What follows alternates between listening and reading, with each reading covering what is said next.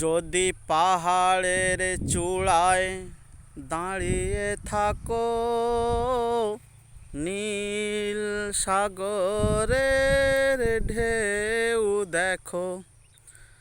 যদি পাহাড়ের চূড়ায় দাঁড়িয়ে থাকো, নীল সাগরের ঢেউ দেখো।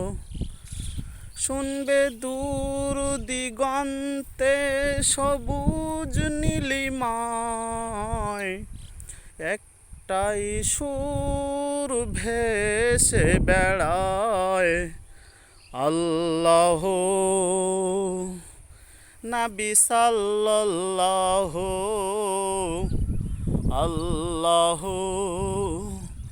নবী সাল্লাল্লাহু, আল্লাহ নবী সাল্লাল্লাহু। আলহামদুলিল্লাহ। সম্মানীয় সুধী মণ্ডলীগণেরা, আজ আমরা ভারতবাসী কি আনন্দে আছি। আমাদের গরু কোরবানি বন্ধ করে দিল, কোনো দুঃখ হচ্ছে না, আনন্দে আছি। আমাদের মসজিদগুলো ভাঙচুর করে দিচ্ছে, আমাদের ওয়াকফ সম্পত্তি হাতিয়ে নিয়েছে, আমাদের মুসলমানদের উপরে নির্যাতন চলছে, অত্যাচার চলছে, মুসলিম নিধনের অপচেষ্টা চলছে এই ভারতবর্ষে। আমরা কি আনন্দে আছি, আমাদের মোটে কষ্ট হচ্ছে না, মোটে কষ্ট হচ্ছে না আমাদেরকে দেখে জয় শ্রীরাম বলতে বলা হচ্ছে।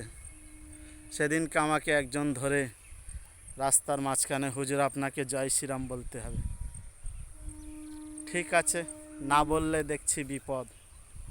জানি না এতে কতটা তাদের ধর্মের উন্নয়ন হচ্ছে এবং তাদের ধর্মের কতটা সম্মান করা হচ্ছে। হে মুসলমানবাসী, মনের যে দুঃখ, মনের যে কষ্ট আপনারা কাকে বলবেন? গভীর রজনীতে উঠুন, 2 রাকাত তাহাজ্জুদের নামাজ পড়ুন, মোনাজাতে আল্লাহর কাছে 2 ফোঁটা চোখের জল ফেলুন, সমস্ত কষ্ট, সমস্ত বেদনার কথা আল্লাহর কাছে বলুন। সারা বিশ্বের যত মুসলমান আছে সকলে আমাদের দেখছে, আমাদের দেশ দেখে উপহাস করছে, হাসছে, কিন্তু আমাদের মনে যে বড় কষ্ট। আগামীতে আসছে, আজ 2-3 দিন বাকি ঈদ উল আজহা।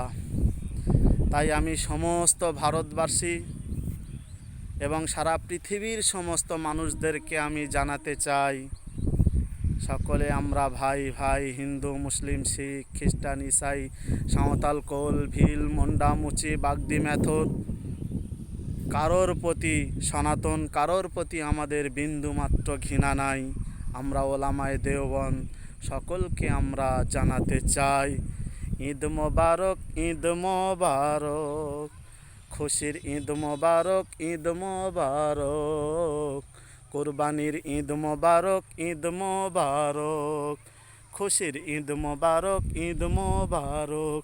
বুকের কষ্ট চেপে রেখে তবুও গাই ঈদ মোবারক, ঈদ মোবারক, খুশির ঈদ মোবারক, ঈদ মোবারক, খুশির ঈদ মোবারক, ঈদ মোবারক।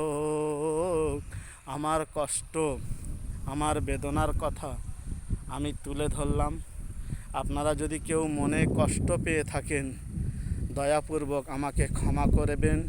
আমি কাউকে ছোট করার জন্যে, কাউকে অপমান করার জন্যে এ কথা বলি নাই। আমি শুধু এ কথাই জানাতে চাই যে আমরা ভারতবাসী, ভারতের সংবিধান, ভারতের আইন অনুযায়ী আমাদের থাকা এবং মেনে চলা উচিত। আল্লাহ তাআলা আমাদের সবাইকে হেদায়েত দান করুক।